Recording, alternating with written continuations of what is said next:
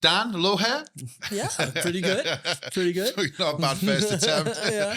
Thanks for coming on the show. Really appreciate it. Yeah. Coming into our new studio in Lagos. Thanks for having me. Yeah, it's a pleasure. As we discussed earlier, the first German to come on the show, and I feel really honored. Me too. Right? Yeah. Yes. So we're building a wonderful collection of human beings on this podcast, and you're the latest edition. I really appreciate it. And tell me a little bit about. We'll just dive straight in. Tell me a little bit about why you're in Algarve, why you're in Lagos. The same, kind of question I ask people who come on the show. Algarve amplified. Tell us how you've ended up in Lagos. Like you said, I'm from Germany, and I like to surf. I like to surf since a long time, and I opened a surf school here quite a while back. I actually didn't start in Lagos. We started in Algarve. A buddy of mine, we opened the school together after our studies. And then after a while, we separated because I'm also more into kite surfing. He was more into mountain biking, so he stayed on the West Coast. I went down to the South Coast because we have the kite surfing here, we have the surfing here if we go up to the West Coast, and we have the wakeboarding here. So that was my main target of sports I wanted to do. Mm-hmm. And how long have you been in Algarve doing water sports? I came in 2006, like with my family down to here. I had been to Portugal before, obviously I've been to Lagos before everything, but 2006 was basically when we moved from Germany to here. So that's the one thing you notice very quickly when you come to Algarve is the wonderful diversity of beaches. That it seems every mile there's a new beach that you haven't discovered and a new cove, and sometimes it feels like this private little space that you can have for yourself. And the further you go west, it seems the better surf that you get. The more remote it gets. The more remote, yeah. You go out to Sagres, don't you? And there's that fort, there's that. Yeah. And it has this, history of being one of the places where the age of discovery for the Portuguese, it was an important port, which I kind of sit and think, like, who would actually sail from here? It seems so. Especially if you look out that way, and you wait a couple of days when you get the really big waves coming in, must be quite intimidating then to sail out into nothing. Yeah, it doesn't seem to make sense, but apparently that's, that was a really important port for them, or it was a school of navigation. As well, they have a school of navigation, and some of the most famous Portuguese navigators, like Vasco da Gama, maybe. Yeah, they all studied in Sagres. And didn't they leave also from there for their expeditions, basically? Yeah, it just doesn't seem like a safe port to leave from. You're dealing with this, aren't you? But it kind sometimes, of. I was reading a little bit about Sagres, because Sagres is, would you say, the surfing destination of Western Algarve? Is that the main spot? It's definitely one of the main spots. I think Sagres and Algesur, and in between also Carpatera. Those are like the known spots where most of the surfers go. Because I was reading a little bit about Sagres, and it was like it's a faded glory, if you like, because it was this age of discovery where the Portuguese were, going all over the world and discovering and conquering countries. Yeah. And then once that age kind of ended, it kind of fell into disrepair, and it was just this faded glory of a past era of conquest, if you like. And then in the late 60s, early 70s maybe, it was rediscovered because tourism became a thing in Portugal. Before that, it was not a place that people would really come on holiday. And then the 70s, the surfers started to find it, and it was redeveloped as Sagres as it is today.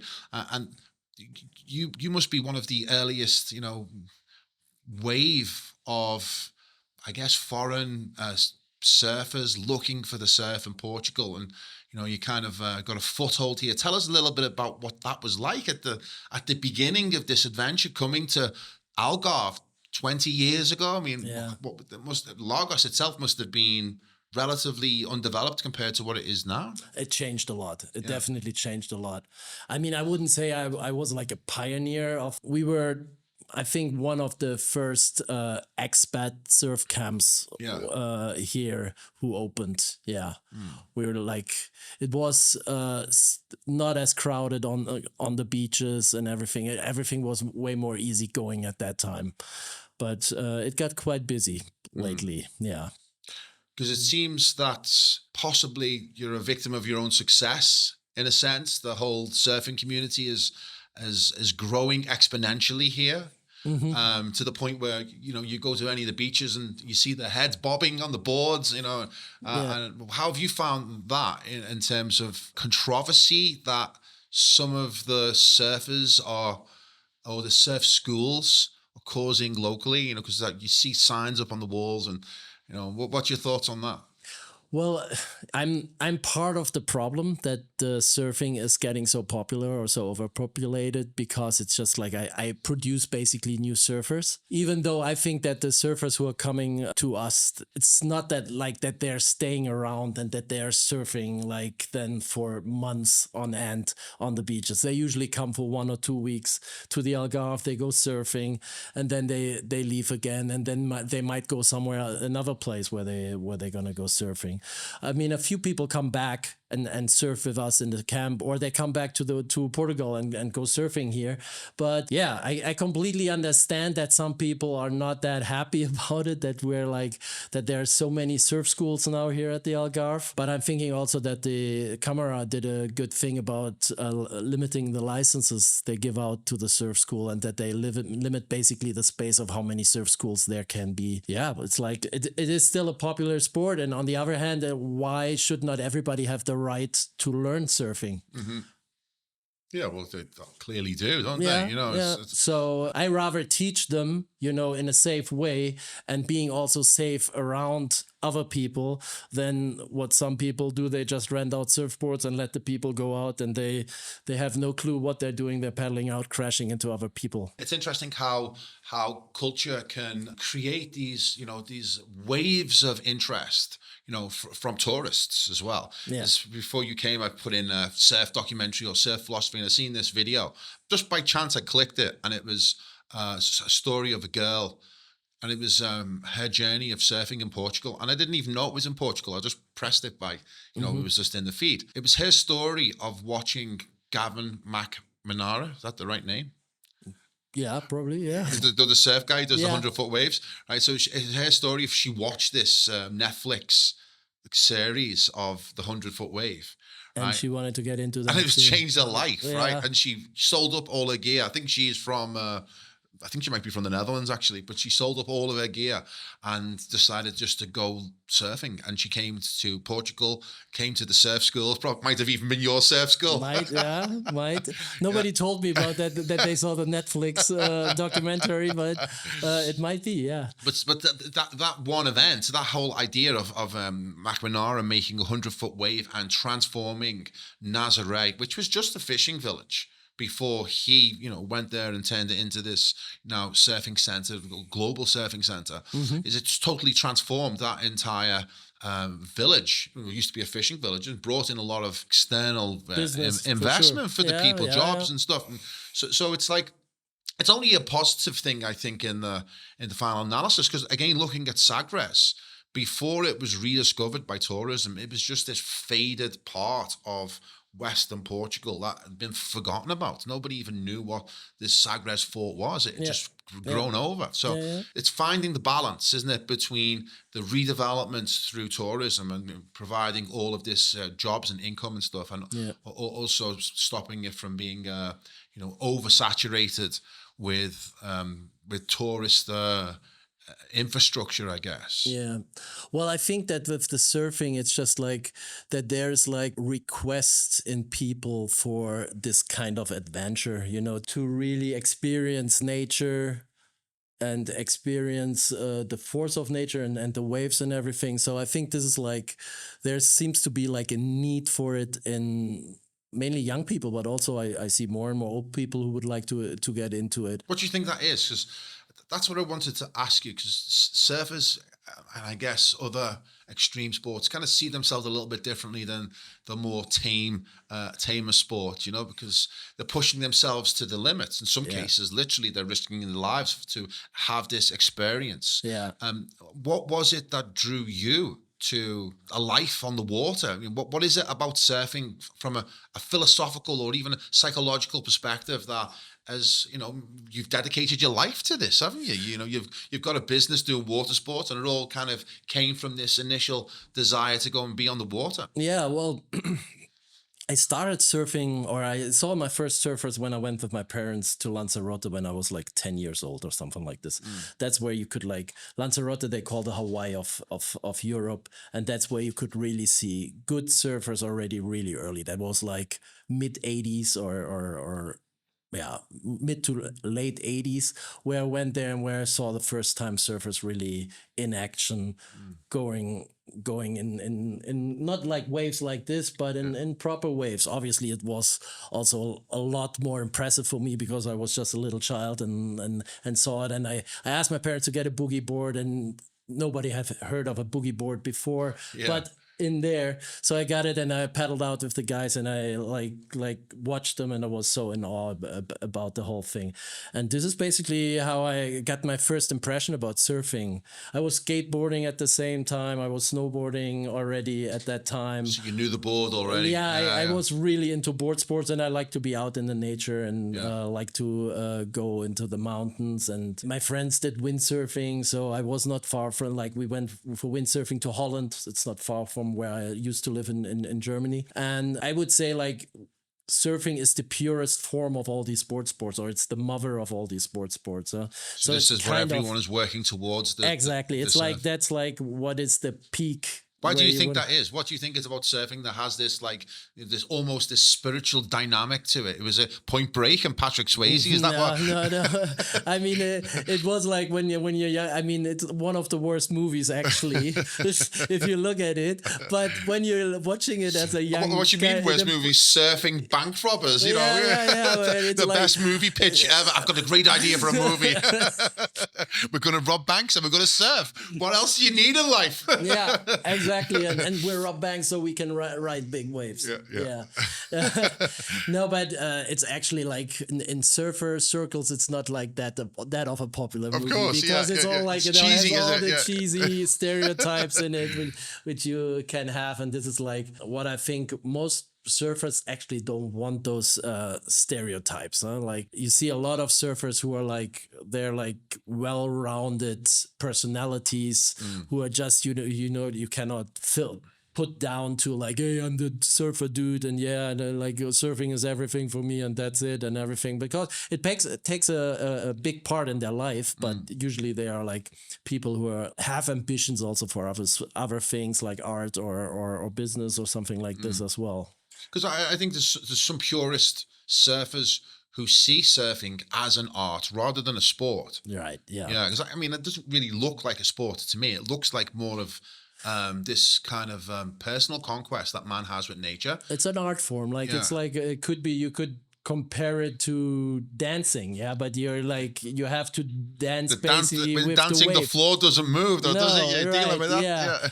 and obviously it's like, to even be able to surf a wave, you have to be physically fit. You have to put a lot of effort in it to actually get out onto the wave and to paddle into a wave and to figure out the wave. You have to read a wave. It takes hours and hours and days and years till you really figure out, okay, how is this wave is going? What is the wave going to do?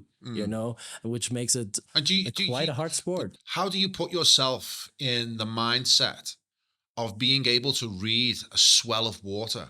What is it? Is it become instinct because you've done it so many times? Yeah. It's like, obviously there are ways you look at it. You look what the floor is going to be, what the ground of the sea is going, or you cannot see what it is, but as long you look for a while onto the wave and see how it shapes and how it does. And then obviously tides and swell direction, wind direction, a lot of things change the thing. So you never ride the same wave, which makes it also like very demanding, and you have to react really quick what the wave is going to be. So it has to go a lot through instinct and experience. So, and you only get that when you're riding, when you're surfing a lot. Did you know that? Could you remember that period where you went from being like a nervous beginner to when you became one with the whole thing? You know, where, Well, yeah. Depending on when you were paddling out, you still can be nervous. Huh? It's okay, like obviously when the waves, like the size of the waves or the force of the wave or everything, what you paddle out in changes with the better you get. mm, But there are still days when I paddle out when I'm like feeling nervous. But this is also part of the fun, right? yeah, It's like you it's a see mixture like of excitement and nerves. Yeah, yeah, yeah, exactly. yeah. I mean, it's like when you're maybe not that much here at the Algarve, but if you go into other places like up north Portugal, or like if you're going to Mentawais, or like where you're having like proper waves, like not we have proper waves here, but like faster, hollower, stronger waves, you still feel this nervousness when you're paddling out, and Yeah. you're a lot more excitement in it. And when you master it, then Yeah, because it's. I mean, I like watching. I like looking at the surfers, and I'm interested in the whole idea of it. But I'm not particularly interested in surfing myself. I have like an aversion to the ocean. There's something about the ocean um, that spooks me. yeah. Right, there's Well, something awesome about it, and I mean that in the true sense of the word. Right, that it's like, whoa, look at this thing, and it's not something I've really got any desire to be going and doing anytime soon. But who knows? Maybe I'll get on a board one day. But you I'm can. probably too big though. I'm huge. No, you wouldn't be the But my biggest we get center on the of board. gravity was miles away from the board, and Well, whoa. you're staying low then. All Hey, right. we'll get you up on the board for sure. Yeah, Right? but I Sure. went to when I was about 13, 14, I went to the Seychelles on a holiday to the Seychelles with my mother and my uncle, and there was a hurricane in Mauritius Island below.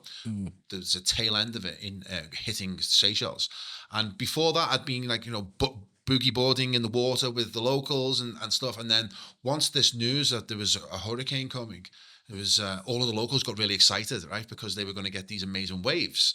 Right? And there was no surfers; it was more swimmers. It was people swimming with the waves, right, and boogie Yeah. boarding and stuff. Body surfers. Yeah. Right? And there was huge, I mean, huge waves. Right? And because I'd been doing it all day, and because I thought I was hanging out with the locals, and they knew what they were doing, I thought I'd just follow them.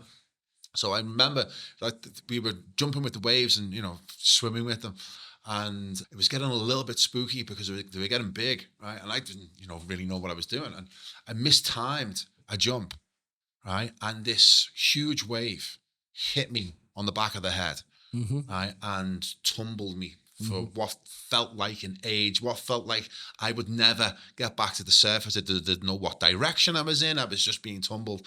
And I don't know how it was, but all I remember is someone grabbing me by the neck, right, and yanking me out the water.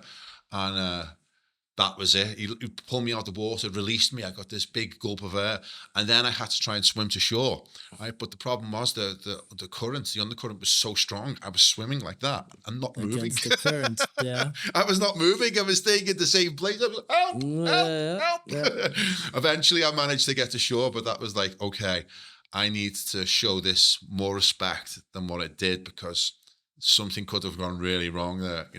Have you had any hairy moments with surfing, really hairy, where you thought this could be it? Well, yeah, you have them like not. I wouldn't say regularly, but especially when you're young and you're like, I would say young and stupid. Yeah. It's like you're testing yourself, obviously, and you're going out in maybe conditions where you don't have really any business to be yet. But on the other hand, you have to push the limit a little bit to get better. So it's sometimes you go a little bit too far, and then you can have these moments where you're like really in situations where it gets like pretty bad. Especially here in the Algarve, I didn't had it surfing, but I had it kite surfing. Because I was with two friends. We went out, wanted to do a downwinder, which is called. So it's like you're basically getting on one beach in the water. We parked the car 10 kilometers down the beach on the other side, and we would just get on the water and ride the waves with our kites and surfboards downwind. and it was like conditions where you wouldn't have been even able to paddle out with a surfboard. It was just way too big. There were like 6 to 7 meter faces when we were kiting out. And with a kite, it's easier to get out because you always have the force that pulls you up. So you can basically jump over the waves if they're like, you can jump over the white water. So it's way easier to surf or to at least get into the zone where you can surf with a kite than with a regular surfboard. You wouldn't be able to paddle against the white water. And there it was really like that. It was the 3 of us. The first one didn't even make it out. It dropped the kite, got washed back to the beach. I got out. Well, my other friend, he got out. He actually rode all the way to the car. And I got out and I crashed the kite halfway down the beach. So in this stretch, I think we started in Canal and we wanted to go to Bodera. So it's quite a long, and there are lots of bays in it. So like, and the tide was coming up. So when I crashed, I got washed into a bay, which was just closed on both sides because the rocks formations were going out on each side and the waves were so big, so I couldn't get out of this bay and I was stuck in that bay for 6 or 7 hours. Wow. Fighting to stay in the game. It was like when I arrived, my kite got pushed into the rocks into a cave. It went just all the air went out, kite was completely wrecked. I was a little bit tangled up in my kite line, so I was just happy to end up on that little beach, which was still left there. Oh, so you couldn't get out because you had no kite to get out? The kite was gone, my board was gone, I was tangled up in the kite lines, you know? Oh, why? And did anyone know you were there? The guy who went to the car, Ford, I got out with the other guy who just started who just got back from where we started, and the other guy who thought I was at the car. Yeah. So until they met, which was like a couple hours later, both of them were like, when they met, they were like, "Where's Daniel?" You know, and then it was like, it was getting dark. You know, and I was sitting basically in that bay. The water was coming further up, so there was no beach down there anymore. So I started climbing up those cliffs, which is, as you maybe know, those cliffs in the Algarve, they're really soft and you cannot really climb on them. You're just the whole thing could come down at any moment, can't it? Exactly. So I was just like climbing a little bit, then sliding off, and I'm like, okay, so I just have to climb as high so that the waves cannot crash into me. And it was like really getting cold. It was December, so that's why there was like a big swell. So I took the screwed up kite. I wrapped myself in the kite and was sitting there just waiting for the tide to go back out, knowing that my friends probably think like, "Hey, where's Daniel? He probably drowned." No? Yeah. And then they, what I heard later, they called the Polizia Marittima. They were looking for me everywhere. But they couldn't see me. I was like, I could see like helicopters, a helicopter flying along the, with the light. You knew it was looking for you? Yeah, I was pretty sure that they were looking for it because they had the light on the water, searching for me. And I was like waving, but they wouldn't see me. I saw them down the beach, like over all these bays. I saw cars going up and down on the beach, but nobody, and I couldn't tell anybody here, hey, I'm here, until the tide went down a little bit, and then I started swimming, like always around those rock formations. You had to time it. You didn't see the waves, but I was getting so cold that it's just like, either I start swimming now and try to get somewhere where I can get in the warm. Otherwise, I'm not going to be able to move afterwards because I was getting so cold. And then then I made it back to that one beach. There was nobody there. They had to walk up the beach and everything. And then on the way up, then actually my friends came with their cars, and the Polizia Maritima, or the GNR, I think, was in the back also, which were looking for me, and then they found me. And Where did they find you? What was that? what it was Was you like crawling on the sand? no, well, I was still okay, but all of them were crying. Yeah, yeah. Well, they probably thought you were dead. Girlfriend was crying. My kids were at home. They put them. One of my friends stayed with the kids at home because my girlfriend wanted to go looking for me as well. So it was like, for everybody, it was like quite an experience. And at that point, I saw like, yeah, even if you can make it out, think twice if you really want to do it, because especially when you're doing it with the kite and you have like a tiny little board which is not going to float you anyway, and you're out there in 6-meter waves, it's. Well, that sounds like it was quite an impactful event in your life. And yeah, it was like. So how long did it take you to go back in after that? Was that something that traumatized you? You have to take a little bit of time to reevaluate everything? I what the fuck am I doing? I definitely reevaluated stuff. But it's not like that I stopped kite surfing or anything. My friend said, "Hey, I'm never going to do a downwinder with you again. That's for sure." but no, I kept on kite surfing, and I keep on riding in waves and everything as well.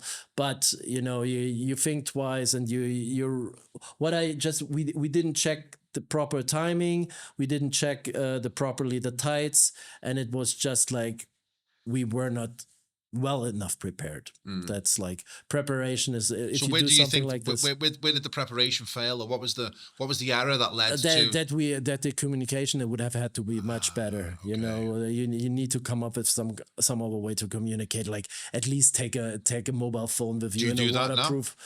Well, if I would do a downwinder again at that way in these kinds of conditions, I would, yeah. But didn't come up to me yet that I did that yet. What was it that motivated you to go from being a surfer to a surf school teacher? Because it's quite a transition, because the kind of it's a bit of a running joke, isn't it? How the surfers earn a living? They put aside this idea of a materialist, adventure for this more like nature conquest, and they'll do whatever job they need in order just to be able to go and surf. But you go one step further. You thought, actually, well, no, I can make a living from this, and I can still do my surfing. So how did that come about? What was the thought processes that thought you could set up a surf school in Portugal? Well, I studied sports, so I studied sports management and education in Cologne, which is like the biggest sports university in Germany. And I, even during studies, I always was a little bit, or like a lot, into starting businesses, entrepreneurship. Yeah. So I was like, I just liked to start businesses. And it's as exciting as surfing, starting businesses, I guess, because I like starting businesses too. Yeah, I like starting them, I like keep starting them, Yeah, no, obviously I wanted to go to some place where I could go surfing. So it's obvious that I have to start a business somewhere where I can go surfing. Yeah. And since I studied sports, I know how sports work, and really into this. But to start a business, right, there's a lot of effort and risk involved. There's a lot of, enormous amount of energy at the beginning to get the whole thing moving. Momentum is key in any new business. And there has to be an opportunity there, doesn't it, for you to put all that effort in? Was you able to identify the opportunity for a surf school in Laurence or in Western Algarve 20 years ago? Was it evident to you that this was going to go boom?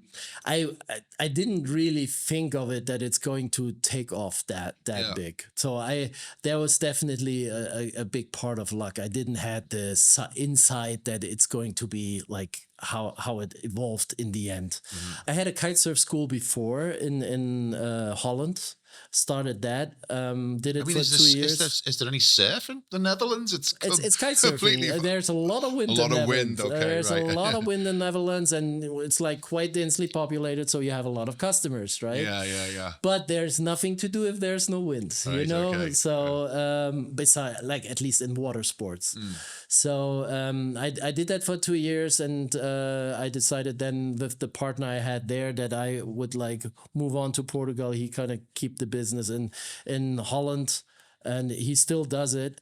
And I started in Portugal because I wanted to also be able to surf. I wanted to do more of the wakeboarding. We didn't had a cable park at that time yet, like the one we have in Lagos now. So it was mainly behind the boats. We did the wakeboarding, and this was basically the idea of Algarve water sport.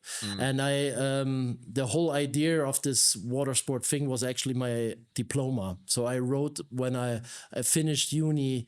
That was my final work basically, and which like where I got my grade on, which was not a very good grade. But you're a surfer, man, of course.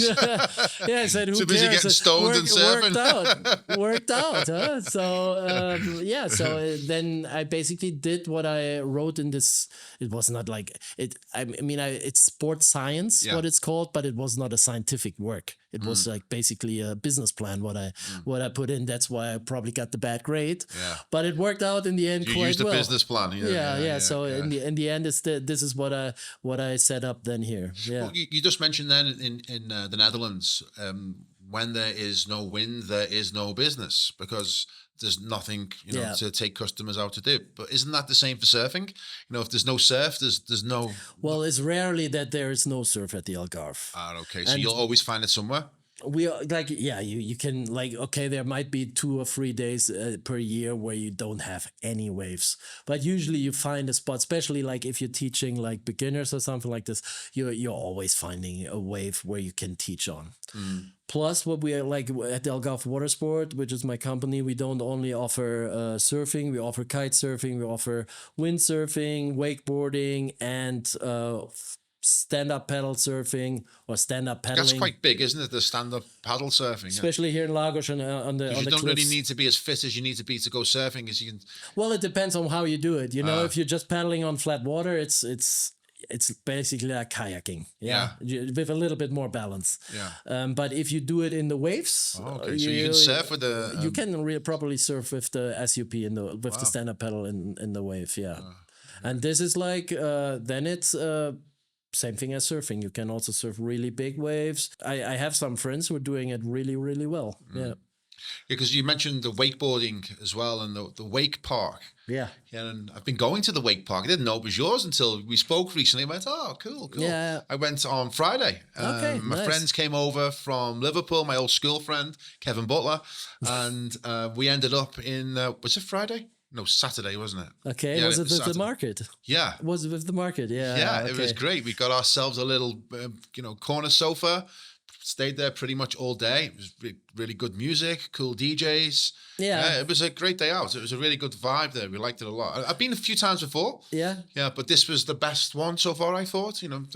The music and the wakeboard guys you had there were really good. They were doing all tricks and stuff. Exactly. Yeah, we had a contest as well going. Yeah. How did that come about? How did you think about setting up a wake park in Lagos? Because it's an unusual location where it is, isn't it? It's like on the way to Odayasha, but it's just outside of Lagos. It's just you have like the going airport out of behind you, like the little mini airport. We're just behind or in front of the airport. Yeah. Well, I didn't set up the wake park. It was some Portuguese guys who I give a shout out now to. They did a really nice job of setting the whole thing up. But they got tired of the business after a while. It was for them. It was also really hard. It's like it works really well for me because we have the surf camp at the same time where we're like having basically already enough customers to also make the wake park working. And and now we have new management there, and the guys are doing they're super stoked on doing it. The new manager Matt and Natalie, they're doing a really good job there now, and we have a lot of events. Like almost every other weekend we're doing some kind of event, some market, some contest, or something else, and people like it. Well, my friends loved it, so they came over from the UK and they thought, "Oh, this is really cool." We had a great day. We must have been there for about 6 hours. Drinking for 6 hours at your wake park. Yeah, our idea is really to set up a community there. Like it's a meeting point for supposed to be a meeting point for skaters as well. all board sport and all water sport people. Yeah. So it's also like that we can, for the kite surfers, the movement of kite surfing and wakeboarding are very similar. So we can also teach our kiteboarders like the board control and everything, the foiling. We're doing a lot of foiling classes and everything there. I don't know if you know what foiling is. Is that the small board? It's a small board with a foil underneath it, so it will I've come. seen that. Yeah, it will come up on and it's basically like a wing that goes on through the water. So what the hell's going on there with that? Because it looks so ugly, right? And no, in the sense, it's not aesthetically pleasing. It's this weird thing that's popping out. It is not aesthetically pleasing, but it's a lot of fun. But what's going on with it? What's the vibe? What's the buzz? Why would you do it? You can do it because you can do it in very light winds. You can also that's quite amazing about the thing, because you can basically harness, when you're doing it in the ocean, you can basically harness all the power which is in the ocean when you're riding a wave. So how does it work? What's the mechanics of it? It's basically like a plane. Like a model of a plane which is standing on a stick and you're standing on top of it. Yeah. And when you're picking up speed, you get lifted out of the water, so you basically not riding against the surface, but underneath the surface, and then you need a lot less power, a lot less force to go forward. So you're basically gliding just through the water, not on top of the water. So when you have chop, for example, or anything which will slow you down when you go like bum bum bum bum over the water, you just don't feel that when you are foiling. And you don't need that much force, so you can just do it in very light winds. So, and you can do it with a windsurfer, you can do it with a kite, you can do it surfing with an SUP, wakeboarding, and you can do it with what is like the main thing with the wing, which is like a kite, also inflatable, but you don't have the strings, you just hold on to the kite and you're riding it. Who sits there, man? Who are these guys who sit there and invent these new kind of... It's been around quite a while. Yeah. It's like you have also those boats, like foil boats, on some lakes they use them because they're so much faster and so much more efficient. And already, I think it's already must be 20 or 25 years ago that the first guys like watermen like Lord Hamilton or something like this, they've been experimenting with that stuff since years. Yeah. And it's picking up just now. It's getting popular. It's been popular in the US since already a couple of years. It's also getting really popular in France, and now it's picking up here in Portugal as well. What does it take for a new water sport to break through into the culture? Is it kind of like if one of the daddies, if one of the main players or the main heads within a certain water sport adopts it? Is that kind of... I remember that like 5 years ago, I was talking to the guys in the camp and they were all like so anti-foil, and everybody was like, no, this is never going to pick up. Everybody, this is so stupid. Like you're saying, it looks so ugly, and it's, why would we even want to do it and everything? And I said, guys, I still want to, I want to get my foot in the door. Let's buy one or two and let's experiment with it and let's see. And now all of them, of course. Well, what was the breakthrough? Do you think it was it a sponsor coming in with lots of money pumping it behind it, or was it? Yeah, I think it's just like that. It's kind of the need for something new always. Right, it's like they seems like every 5 years somebody comes up in water sport with a new idea. Yeah. Maybe 10 years. Last thing was kiting. Now the next thing is wing foiling. Huh? Yeah. Then there was a time when it was foiling on a kite and foiling on the windsurf board. And now it's just winging, which is like makes the whole thing a lot purer. And I mean, you can do quite amazing stuff with it. You can ride out in waves. You can ride waves you couldn't actually surf. You can ride with wind you couldn't windsurf with, or you couldn't kite surf with because it's too light. And it just opens up the range of conditions you can use. Yeah. I did a podcast here in Algarve with a guy called Dejan Matuka, and he's a kite surfer, and loves it. His life is about, he I was trying to book him for a podcast, and I was like, okay, I've got these days. Anyway, I can't do the Friday, man. This could be a big day for the kite surf, and I can't do it. So it's like I realized that he was kind of shaping his life around the weather, waiting for that moment, which there's something interesting in that psychology in itself.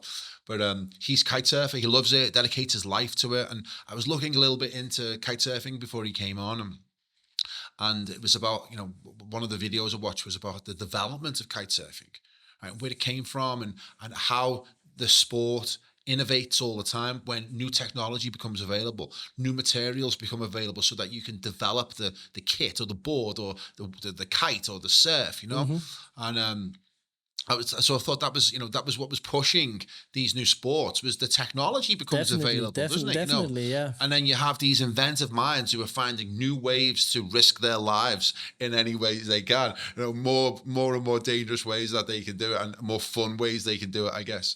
And it made me really interested in kite surfing. That was one of the things I thought I'd like to do, the kite surfing, because it seemed like you were more in control of the situation. Rather than with surfing, it feels like the water is in control totally. Yeah. With surfing, it feels like, you've got something going on with the hands, and you can guide it, you can drive it, you can turn it where you want, more so. And it depends. Like in the beginning, you will. It's very similar. Like it can be in the beginning that the kite is really flying with you, and you're not flying with the kite. Okay.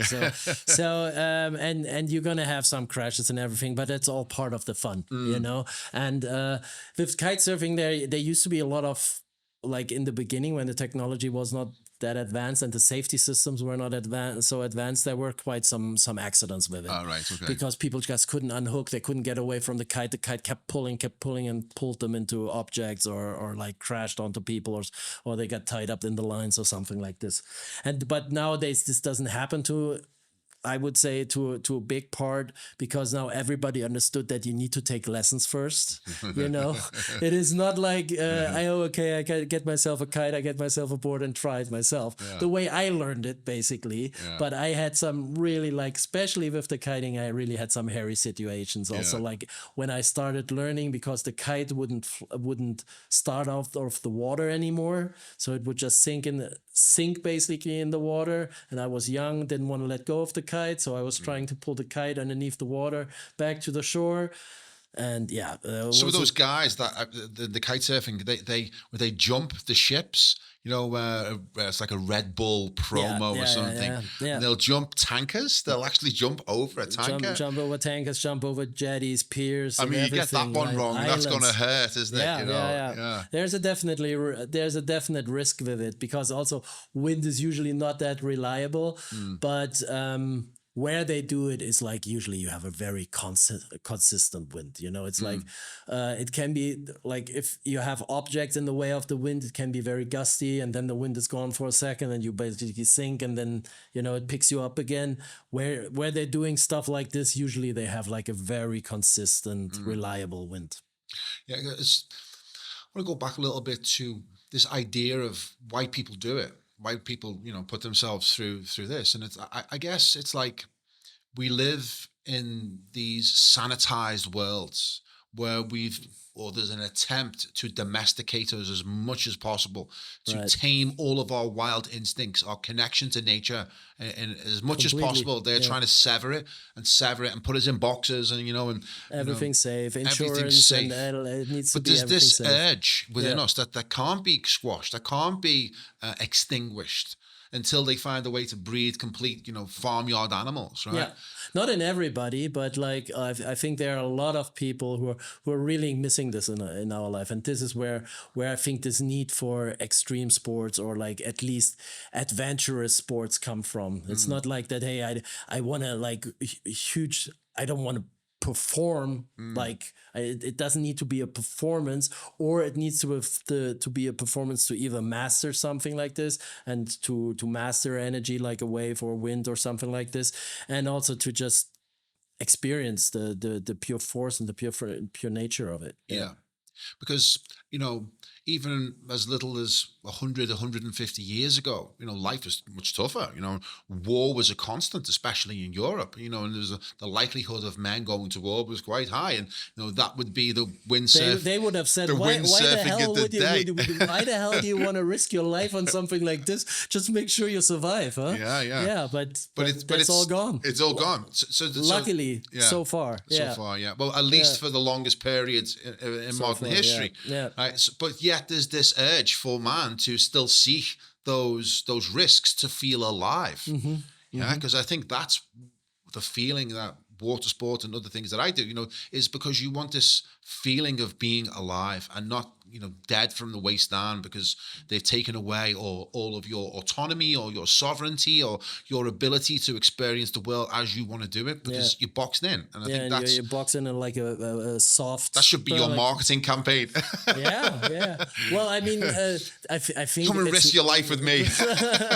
Well, that's better not. But yeah, this is... I think there's just a huge need for it. But not only in guys, also like we have a lot... Like I would say more than 50% of the people who come to us are girls or women who want to experience also to have this experience. Yeah. So it's like there's definitely yearning. I don't know. Can you call it yearning for having more? I think that's the like, perfect word. Actually, there's something deep inside, isn't it? Yeah. But for taking a risk and experience and coming out on the other side and managing or like getting a skill to actually be able to survive in somewhere where other people would say, why the hell even do you want to go there?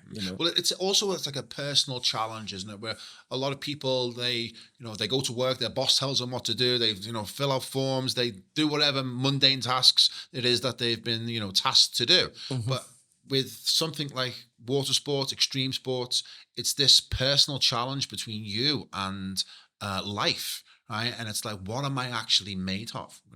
What can I really achieve? And I cannot sneak myself around it, and I cannot. I don't. There's nobody else by telling you. somebody, hey, I can do this and can do this. No, you have to put your deeds where your mouth is, and actually manage it. Because that's what I've done things in my life where I've put myself in, big risk, high pressure, and I loved it, right? And I love this idea of finding out what I'm made of when the shit hits the fan. What are you gonna? How are you gonna perform? Yeah. I put myself in those positions more often than I'd like, but I now know who I am. It's like a rites of passage in a sense. Is this self-knowing? And I think that looks similar to me.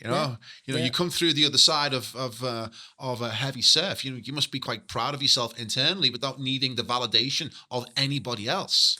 Also, what I mean? I completely get. Yeah. Also, what you have is like when you paddle out in the morning, early morning, you're basically, when you're lucky, you're alone with the waves. You're sitting there out alone. It's like a meditation, huh? It is really like you're sitting in nature. There is nothing else that counts at the moment. You don't think about what bills you have to pay, who you have to call, and what emails you have to answer and stuff like this. You're sitting out there, and it's like a mini holiday, a tiny holiday of life. You're just where you just concentrated on one thing. You cannot take your mobile phone with you. You cannot take AirPods or anything with you. It's just you, and you're feeling the nature, you're feeling the water, and this is like what I think a lot of people really enjoy about it. Yeah, because that's what I mean.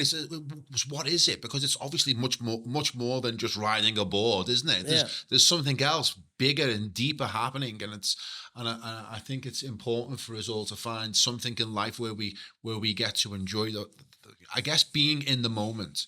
Where there's no future, there's no past, there's just the present moment. And that's what counts. And that's what counts. Almost like animal instinct. I guess maybe what separates humans from the animals is that the animal's not thinking about his mortgage being paid in 25 years. He's going from moment to moment. And maybe there's a bliss to that, maybe there's a bliss. Yeah, exactly. Yeah. It's just like, it is like, you just can relax for one moment and just like live in the moment, like you said. Yeah. Yeah. I like going into some of the surfing lore and the surfing culture, because I'm picking up more and more from being in Algarve. It's very hard to get around it, to avoid it, yeah. And I don't even surf. Yeah, so I'd love to surf, but I'm susceptible. I'm as susceptible to propaganda as everybody else. And I watched Jaws too many times when I was a kid. Right, and now I'm really concerned about a shark attack.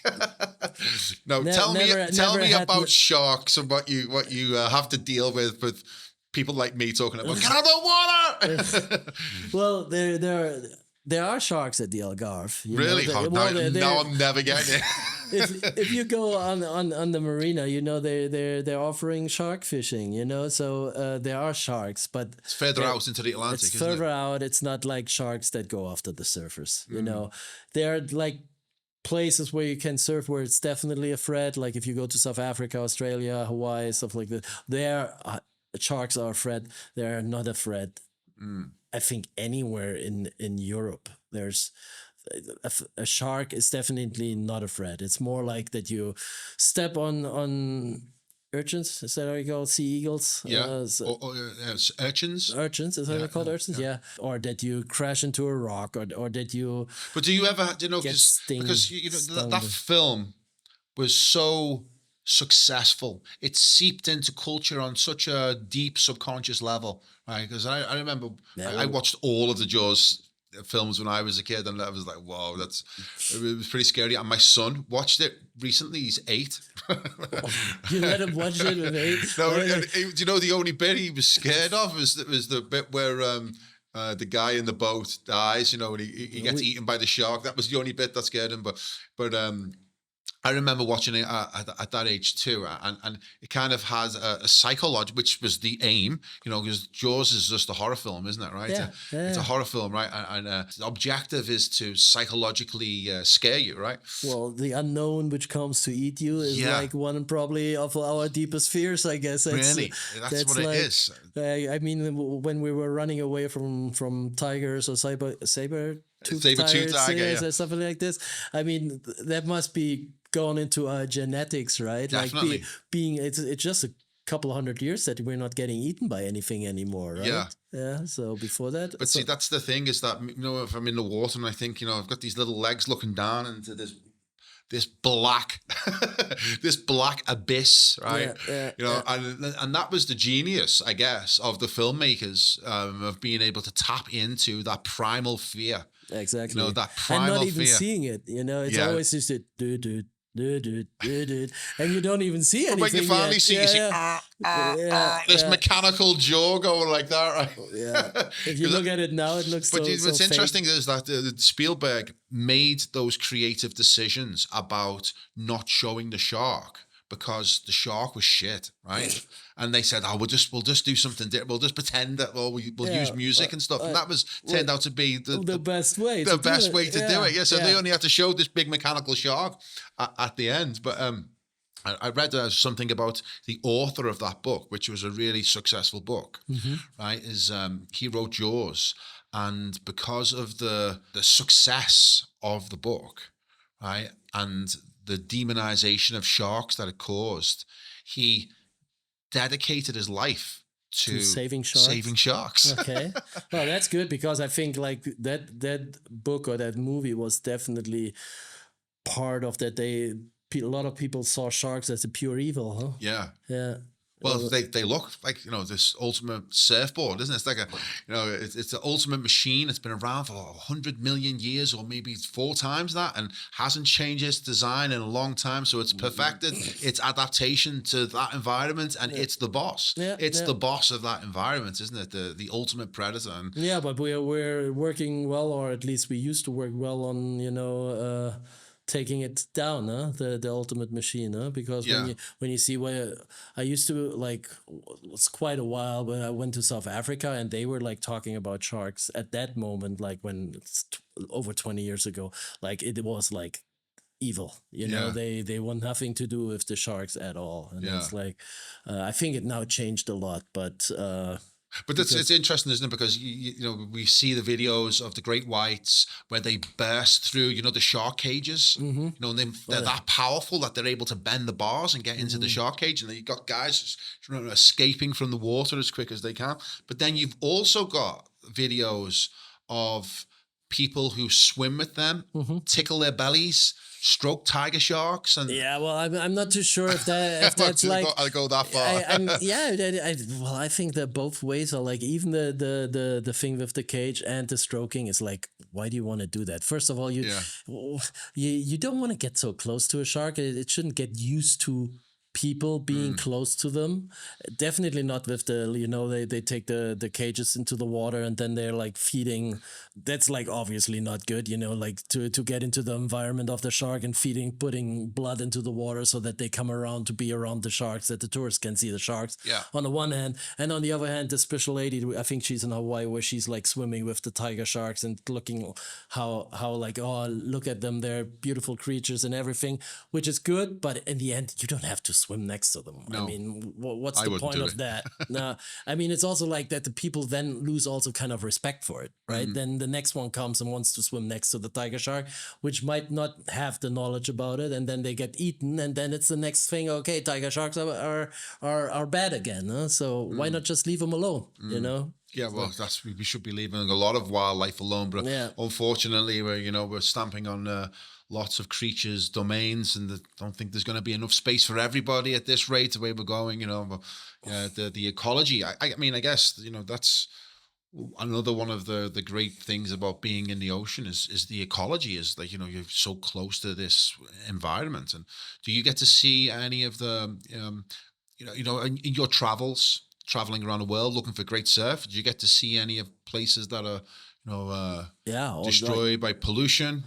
Yeah, well, definitely. It's like, especially if you're going like to places which are like, I went, for example, to Indonesia, to the Mentawais last year, and you definitely see the Plastic. not only the plastic, but the people who are running surf camps on these islands. The way you go surfing in the Mentawais is, and either you get on a charter boat and you drive around the islands, go to the spot which is working at the moment, and you're staying on the boat, living on the boat, or you're living in a surf camp on one of these islands which are completely underdeveloped, which obviously don't have power or anything, so they're running on generators and everything, which are running on petrol, so you have a generator running in the jungle the whole time in the back, and obviously the garbage is a problem, the canalization is a problem and everything. So it is like, obviously, if those Mentawais are getting popular and popular all the time as well, so there are more and more surf camps popping up, more and more people going there, and the infrastructure is not meant to handle so many people. Those many people. So obviously there are like definitely some destruction of or pollution of the water around it and of the air and everything by just having to run the infrastructure to host those people. So it's definitely not nice. It could be done in a better way, but on the other hand, you cannot go and say like, "Yeah, I set up my surf camp. I'm fine now, and I'm doing everything environmentally friendly." And those guys are not doing it because they're just not capable of doing it. So I cannot go and tell them, "Hey, you cannot run a surf camp like this." They have the same right to starting a surf camp in whatever possible way they can. So I don't think kind of hard. I think the problem is much higher up the pyramid of power. This whole pollution thing. It's not the people at the ground. It's the people at the top. The corporations and all of the other organizations are the ones that are allowing this pollution to happen. Like I've seen Indonesia. There was like a river of plastic, or like this area in Indonesia where it's just the water is just plastic. It's like that thick of plastic, and there's people trying to clear it, and there's people trying to solve the problem. But it's like putting your finger in a dike. You know that expression? Mm-hmm. You have to put a finger in a dike to stop the next thing comes up, and you go. It's like what's the point?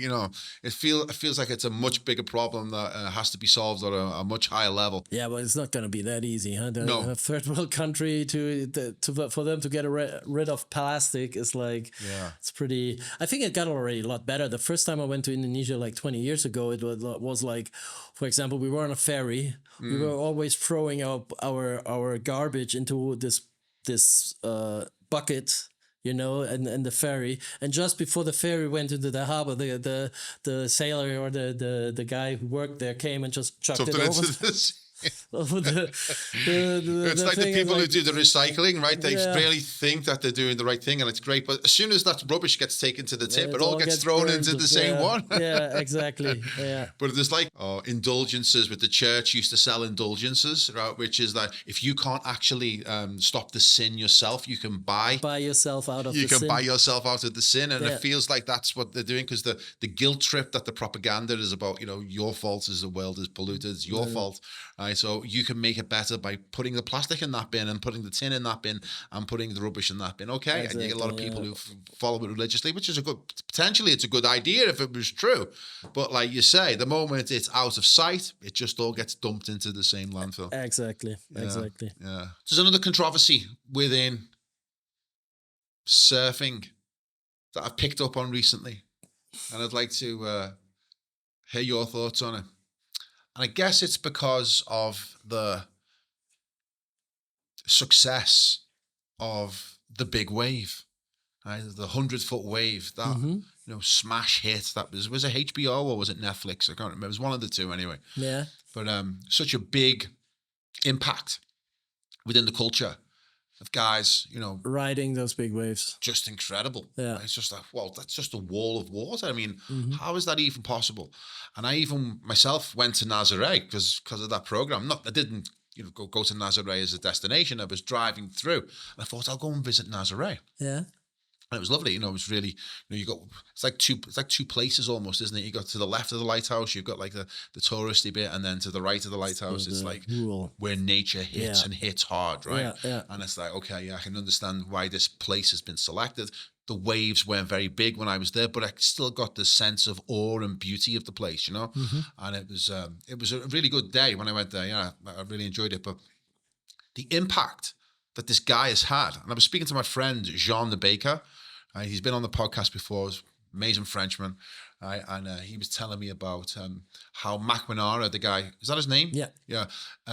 When Nazaré was selected, and he was already a superstar of surfing, when Nazaré was selected as the place where he was going to try and ride the 100-foot wave, he told the people in Nazaré, whoever was the camera at the time, said, look, if we do this, he said, this is going to transform this place. Yeah. It's going to go from a sleepy fishing village into a global center for surfing. There's going to be house prices are going to go up. It's going to be flooded with people who want to live here just so they can surf. So that's going to be what happens. And they went, go for it. Yeah. And they did transform the place.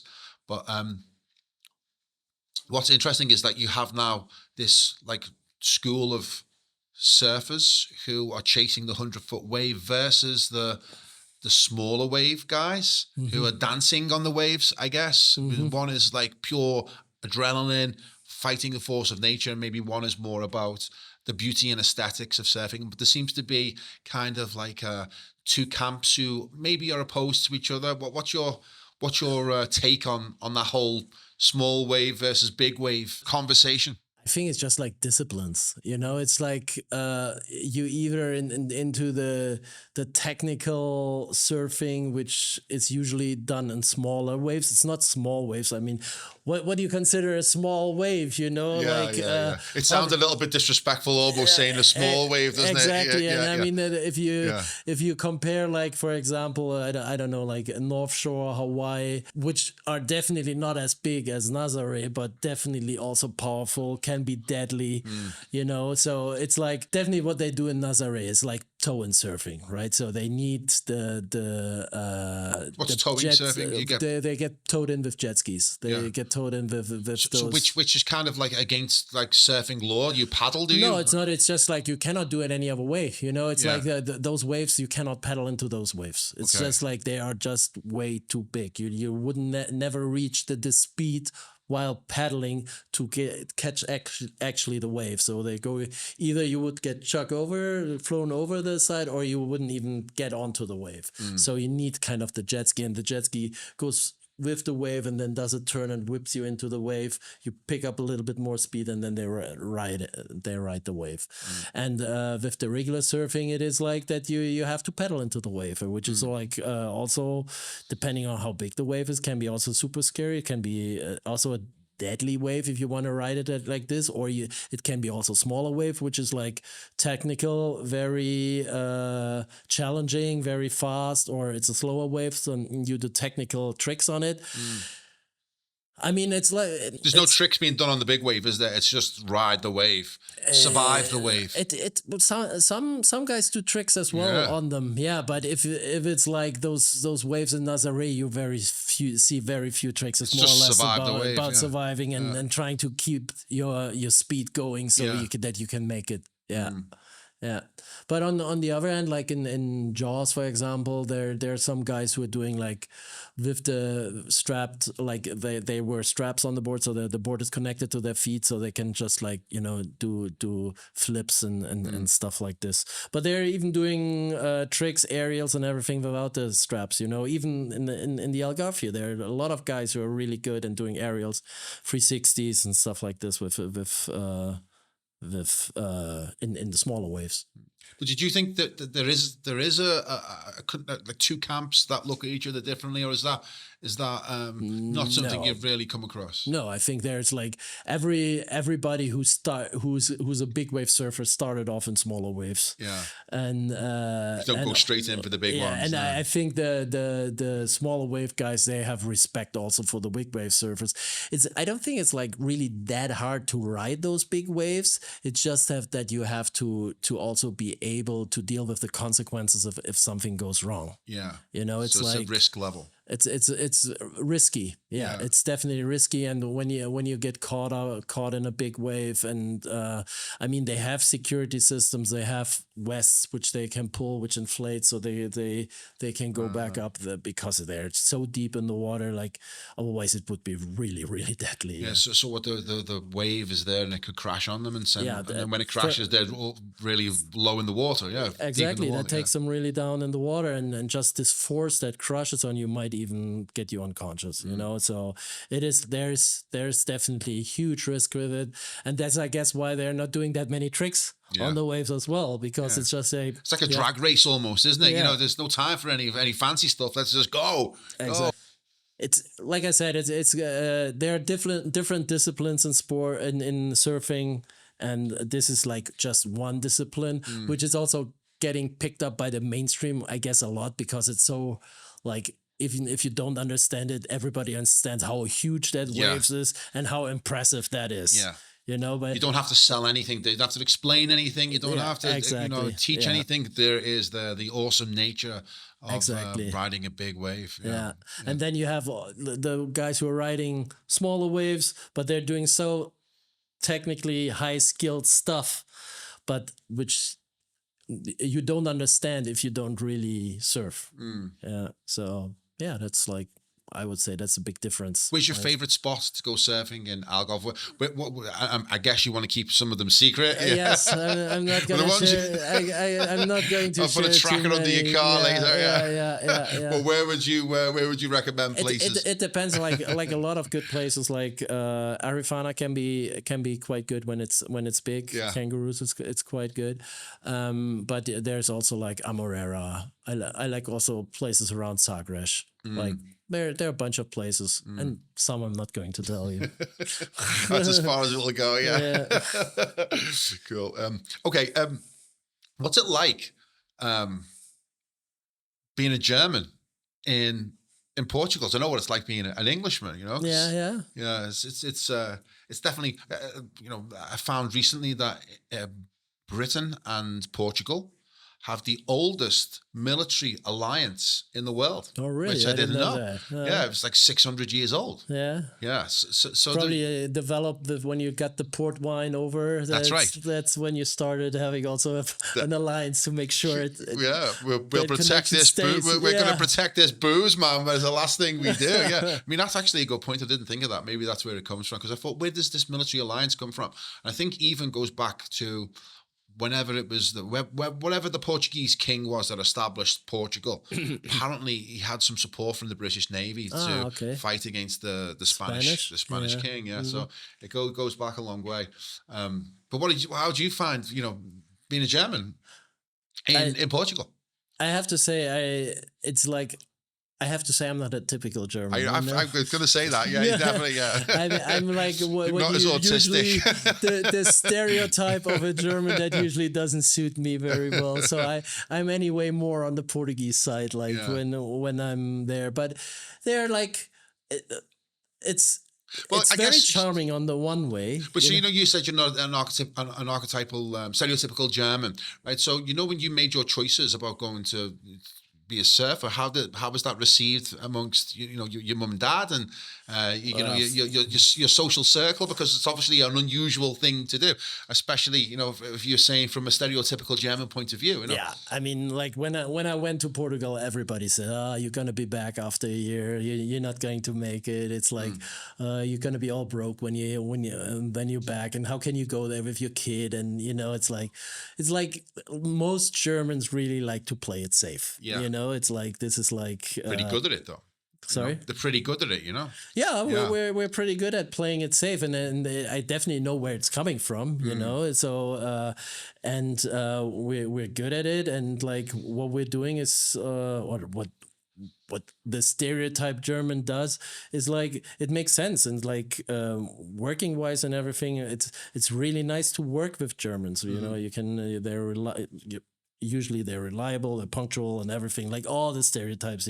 But they're really good stereotypes, aren't they? Right? Because that's like that's one thing. That's like I try to understand this because I like to think of myself as punctual, right? Like if I'm going to meet you at a certain time, I'll meet it, and if I don't, I was not very punctual today. But that was the pin's fault, wasn't it? We'll blame the pin this time, right? But you go to other places and they're far more laid back with the idea of punctuality, right? Which can be frustrating if you're from like an Anglo-Saxon stock or Saxon stock, right? Right. Is that something you noticed within German culture? Is that something that's taught and educated as part of what's expected of you as a man? It's expected of you because it's like the German, I would say, sees us as respectless to waste somebody else's time. Yeah, I agree with that completely. Yeah, it's like that's a lack of respect if you're not punctual. So you're right away when you're not punctual, you're getting put right away in a category. Okay, he's wasting my time. Yeah. So I'm going. I gonna look at him differently, which is on the one side understandable. On the other side, it makes, of course, things also very, very. But I guess that's where it's precision, isn't it? Yeah. Right. That's what it's the precise engineering of the amazing machines that the Germans are able to produce better than anyone else in Europe. I think. Which But it comes from this idea of precision. But sometimes when it? I'm in Germany right now, I'm sometimes feeling where did all this punctuality, precision, and everything went? Because sometimes, I used to. I have to say now, I used to complain like, I'm here in Portugal, everything is taking so long and so on. And now when I'm going back to Germany, I'm like, sometimes think like we were so efficient, but now I have the feeling that I'm waiting anyway as well in Germany for everything to take place. Also like for municipalities to make decisions and stuff like this. And then I sometimes feel, Portugal is actually quite good in the customer service, and at least they're friendly. Yeah, at least they're friendly. They're late and they're unfriendly. And then it's like they're just more laid back, aren't they? That's like everything's a bit cooler. And it's like they don't mind too much. And if you have an extra question, they have all the patience to answer it. Because I've noticed the same in England. Obviously, nothing works anymore, right? Nothing works. You can't get a doctor. You can't get a dentist. The trains are always broken, late. Everything is falling apart, right? Sounds a lot like Germany. Yeah, but I feel as if if the powerhouses, the industrial economic powerhouses of Europe are beginning to decay, right, then it has a knock-on effect for everyone else, doesn't it? Right. I don't know where the renewal is coming from. I don't even know when the renewal will happen, but it doesn't feel like it's going to happen in my lifetime anyway. That's for sure. No. And it's like, and it's like they're up and coming. I have the feeling that there are up and coming countries. Yeah. There, which are like take the crown. Yeah, which will just take over. And Yeah. and I mean, what I hear so far, US is not doing very good either. So this is what was also like our big powerhouse. And sometimes I have the feeling now that the bricks are on the way up here now, and like and we're not doing much to do something against it. Like just giving our money away, aren't we? Yeah, So we're right. doing our industry, our money, everything is just being siphoned off and shipped in other directions. But at some point, I guess we'll hit the bottom, and sane heads. Hopefully soon, like or at least that the people understand it, that we're like we need to change something. Yeah. Because it's like the English, the British are known for being, let's say, adventurers, right? Is that wherever we go in the world, or wherever I go in the world, I'll find some English, right? I'll find an English colony, wherever I go in the world. Yeah. Largely because the language is so popular, but I always find a German outpost as well. Whether they're doing bakery, whether it's a German bakery in Goa, or whether it's surf school in Portugal. It's like they seem to have the same adventurous spirit as the British. I find them all over the world, everywhere I go. So if I want to find a little bit of civilization, I'll go and find wherever the Germans have set up. Because there'll be some like advanced colony somewhere that I go. Namibia. Yeah. Those guys have got it nailed. We didn't have many colonies, so it's like.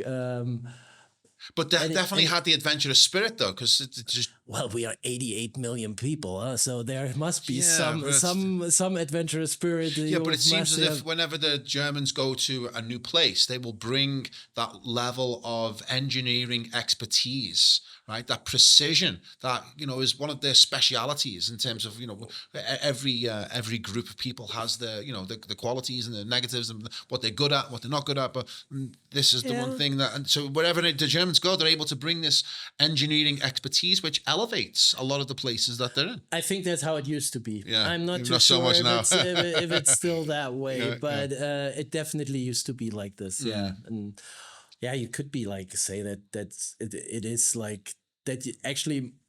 Well, there are stereotypes, but the stereotypes are there for a reason. Well, there's a truth in a stereotype, isn't there? So they can become cliches, they can become overused and overworn, but there's definitely truth in them because that's why they exist in the first place. Exactly, yeah. But I don't know. Do we have a German baker right now in Lagos? There was. We used to have. There was one, yeah. But I don't know what happened to him. So Jean the baker. Okay, he's a French baker, guy. So you get the baguettes and the croissants. But he grew up right by the border of Germany, right? Okay. Yeah, so Jean the baker, and he sells the best bread in Lagos market on a Wednesday and a Saturday. All right. Yeah. I didn't know that. Yeah, and we did a great podcast about the beauty of bread and those things. But he said that when he first came to Lagos, he said he used to buy his bread from a German baker, and I think she died. Right, and I think she passed on. She? Yeah. I thought it was a guy. Maybe it's another maybe one. It was a couple. Yeah. I don't know. Yeah. Yeah.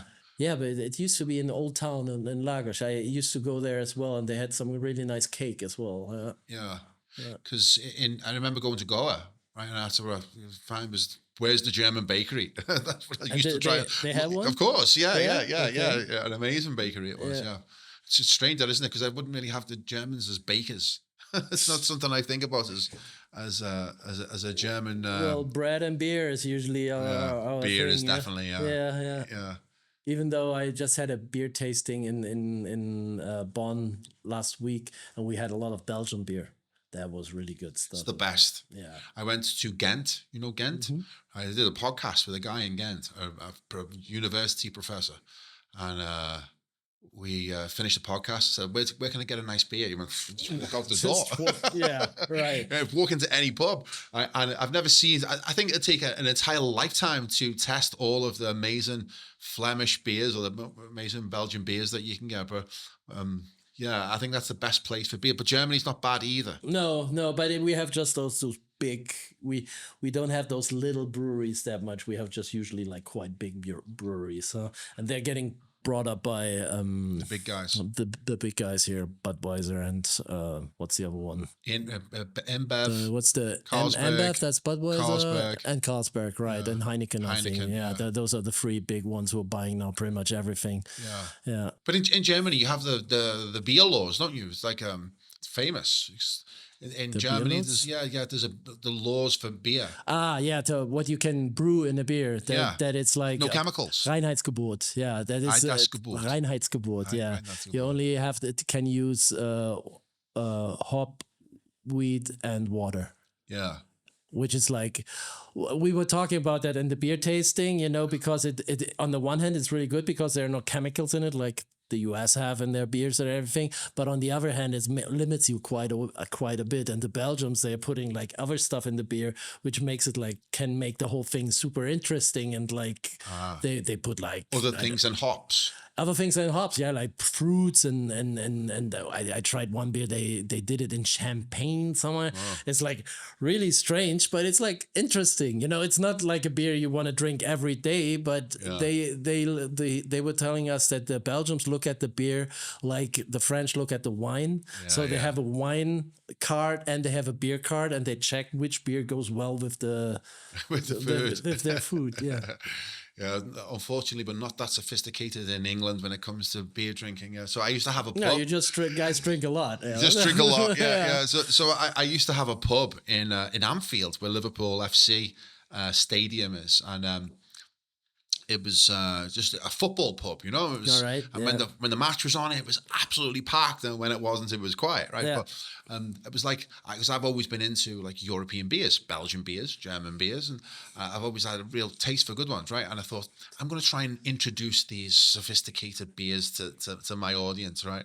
And I got this fridge, and I had this like craft beer guy that come in and fill my fridge with these amazing beers, right? But all everyone wanted was Carling.